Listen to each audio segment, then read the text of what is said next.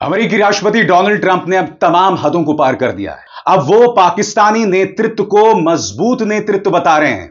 आज Donald Trump उसे मजबूत नेतृत्व बता रहे हैं और सबसे बड़ी बात, वो देश उसे डोनाल्ड ट्रंप मजबूत नेतृत्व बता रहे हैं, मगर बात वहां नहीं रुक रही है। वो ये भी कहते हैं कि कुछ लोगों को पसंद नहीं आने वाली है मेरी ये बात। यानी कि कहीं ना कहीं डोनाल्ड ट्रंप भारत को ताना मार रहे हैं, मगर यहां पर पूरी तरह से खामोशी बनी हुई है। मैं एक बात स्पष्ट कर दूं दोस्तों, पाकिस्तान को महान बताने से भारत की महानता कम नहीं हो जाती, मगर जब हमारा नेतृत्व खामोश रहता है, जब अमेरिका बार बार हमें पाकिस्तान के बराबर रखता है और दोनों देशों में समानता ला देता है, तो ये कहीं ना कहीं हमारी विदेश नीति की असफलता है। मैं आपको याद दिलाना चाहूंगा कि ऑपरेशन सिंदूर के दौरान आईएमएफ ने पाकिस्तान को 1.3 अरब डॉलर्स दिए थे, वो भी अमेरिकी मदद से। यह हमारी विदेश नीति की नाकामी थी। अभी हाल ही में संयुक्त राष्ट्र में तालिबान सैंक्शंस कमेटी बनी है, उसका अध्यक्ष किसको बनाया गया है? पाकिस्तान को। यह हमारी विदेश नीति की नाकामी है। अभी हाल ही में आतंकवाद विरोधी समिति संयुक्त राष्ट्र की बनी और उसमें पाकिस्तान को उपाध्यक्ष बनाया गया, वाइस चेयरमैनशिप दी गई। यह किसकी नाकामी है बताइए? यह भारत की विदेश नीति की तो नाकामी है। इस तरह से मीम्स बनाना जिसमें विदेश मंत्री की आंखों से लेजर निकल रहा है, यह सब बहुत आसान है। अंधभक्त इससे खुश हो सकते हैं, मगर जहां तक विदेश नीति की बात है, साफ तौर पर कुछ कमी दिखाई दे रही है। और कनाडा में क्या हुआ है मैं आपको बतलाना चाहता हूं दोस्तों। कनाडा ने वहां पर G7 समिट हो रही है, वहां पर अब जाके आखिरी लम्हों में प्रधानमंत्री नरेंद्र मोदी को बुलाया गया है और प्रधानमंत्री नरेंद्र मोदी वहां जा भी रहे हैं। मैं आपसे एक सवाल पूछना चाहता हूं, यूक्रेन ऑस्ट्रेलिया दोनों को मार्च के महीने में बुलावा आ गया था, भारत को अब जाके बुलावा आया है, और बावजूद इसके कि कनाडा में भारतीय मूल के लोगों की कहीं ज्यादा आबादी है ऑस्ट्रेलिया और यूक्रेन के मुकाबले, बावजूद इसके भारत को सबसे आखिरी लम्हों में बुलावा आता है और प्रधानमंत्री जा भी रहे हैं। क्या भारत इसको बर्दाश्त करेगा? सबसे बड़ी बात, कनाडा भारत की तौहीन कर रहा है हमारे प्रधानमंत्री को आखिरी लम्हों में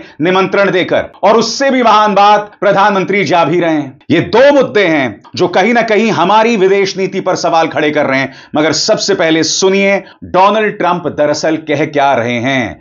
डोनाल्ड ट्रंप पाकिस्तानी नेतृत्व को महान नेतृत्व बता रहे हैं और कह रहे हैं कि कुछ लोगों को मेरी ये बात पसंद नहीं आने वाली। जाहिर सी बात है, ताना किसी और पर नहीं है, भारत पर है। और एक बार फिर, शायद 13वीं बार उन्होंने ये कहा है कि मैंने दोनों देशों के बीच जंग रुकवाई। मगर ये जो 13वां बयान है, यह निहायत ही शर्मनाक है भारत के लिहाज से भी। सुनिए डोनाल्ड ट्रंप क्या कह रहे हैं।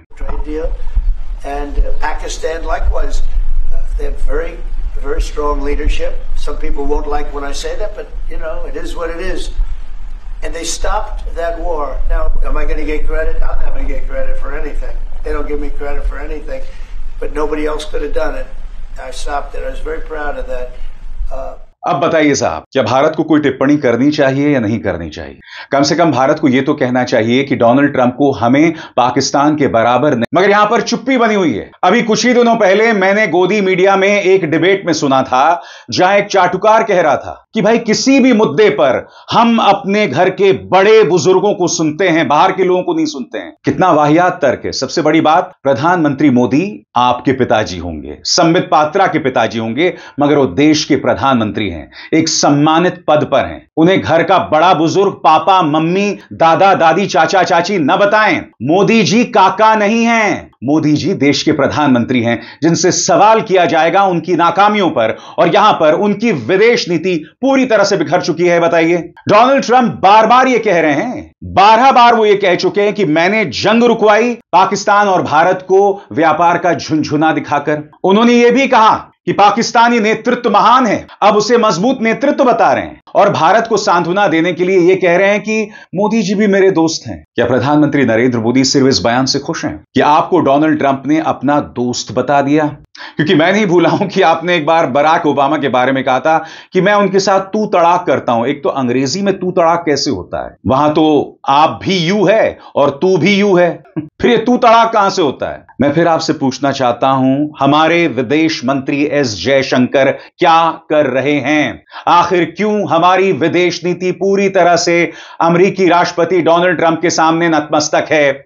जब उनका इनॉग्रेशन हुआ था, उनका शपथ ग्रहण हुआ था, तब भारत को निमंत्रण नहीं मिला था, प्रधानमंत्री नरेंद्र मोदी को निमंत्रण नहीं आया था, चीन के राष्ट्रपति शी जिनपिंग को निमंत्रण आया था, हालांकि वो नहीं गए, उनका एक नुमाइंदा गया था। मगर मैं दावे के साथ कह सकता हूं, अगर प्रधानमंत्री नरेंद्र मोदी को निमंत्रण आ जाता तो वो अमेरिका जरूर पहुंच जाते। और पूरी भक्त मंडली, भाजपा का प्रचार तंत्र क्या कह रहा था कि हमारे विदेश मंत्री सबसे आगे बैठे हुए। आप देख रहे हैं दोस्तों, ये सवालात हैं और इन्हें नजरअंदाज नहीं किया जा सकता।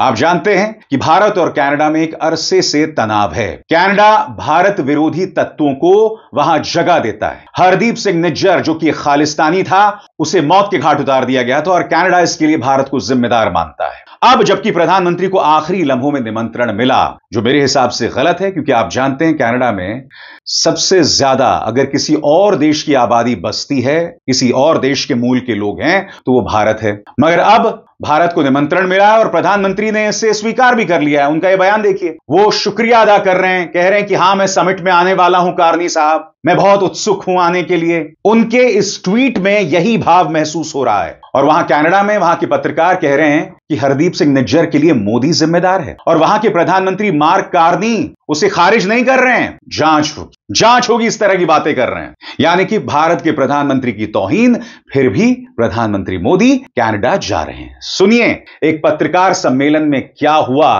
प्रधानमंत्री मोदी के बारे में क्या क्या सवाल पूछे गए और वहां के प्रधानमंत्री किस अंदाज में जवाब दे रहे थे। Stephanie Taylor, the National Post. Do you believe Mr. Modi was involved in the killing of Hardeep Singh Nijjar? Well, first off, there is a legal process that is literally underway and quite advanced in Canada, and it's never appropriate to make comments in any respect with respect to those legal processes. But with respect, if you cannot say no, why invite him here?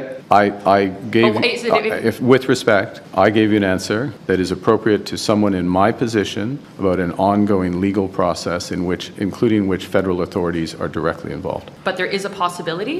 I will give you the same answer to any legal process, and anyone who holds this office, past and future, will give the same answer to any ongoing legal process, because otherwise the individual in this office will interfere. What is your message then to Canadians who are a bit disturbed or wondering why Mr. Modi is being invited to Canada when there is this legal process that has not cleared him and his governments of involvement in the death of a Canadian on Canadian soil?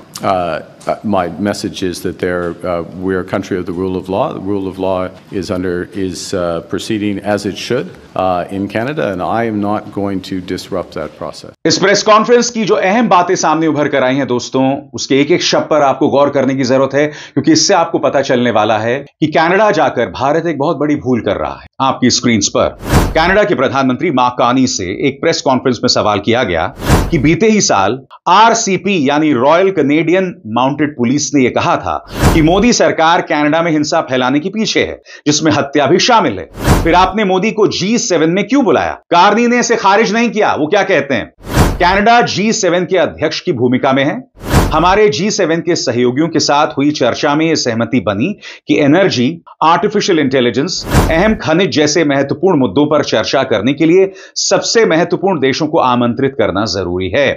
उन्होंने कहा कि भारत दुनिया की 5वीं सबसे बड़ी अर्थव्यवस्था है, सबसे बड़ी आबादी वाला देश है और ग्लोबल सप्लाई चेन का केंद्र है। मार्क कार्नी ने भारत और कनाडा के बीच द्विपक्षीय संबंधों के बारे में भी कुछ बातें कही।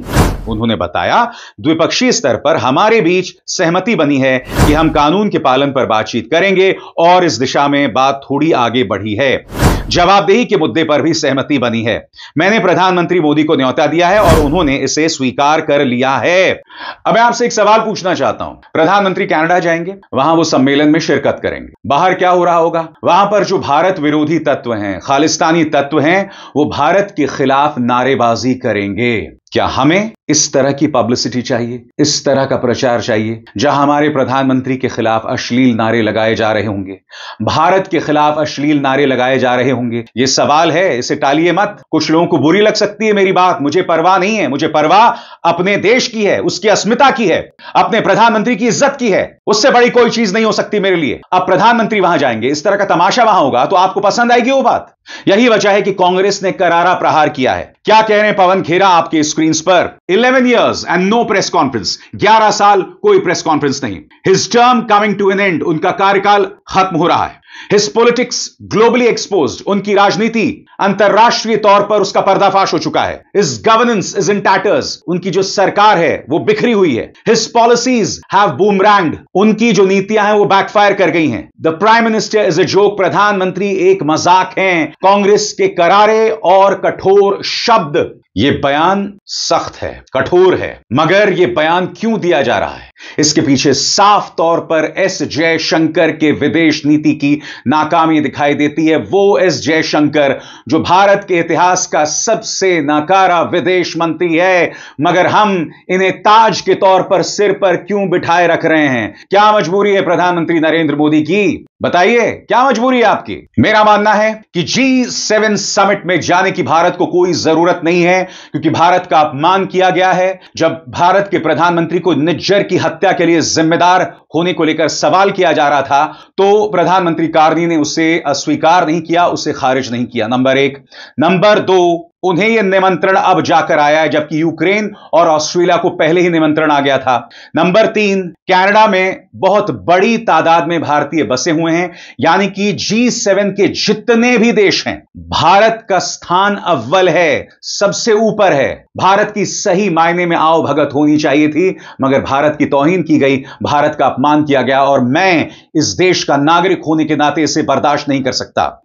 जहां तक ट्रंप की बात है, भारत को बोलना चाहिए, ट्रंप को बताना चाहिए भारत और पाकिस्तान के बीच का फर्क, मगर यहां पर हमारे विदेश मंत्री खामोश है, प्रधानमंत्री खामोश हैं। इस मुद्दे पर राजनीति करना आसान है, मगर आपको बताना पड़ेगा कि डोनाल्ड ट्रंप झूठ क्यों बोल रहे हैं। अगर झूठ बोल रहे हैं तो क्यों? 13 बार यह शख्स इस बात को दोहरा चुका है, और सबसे बड़ी बात, इनकी इतनी हिमाकत, ये सवाल हैं और इनसे बचा नहीं जा सकता, और ये सवाल पूछना ही देशभक्ति है। तुम्हारा गोदी मीडिया तुम्हारी चाटुकारिता में जो करता है ना,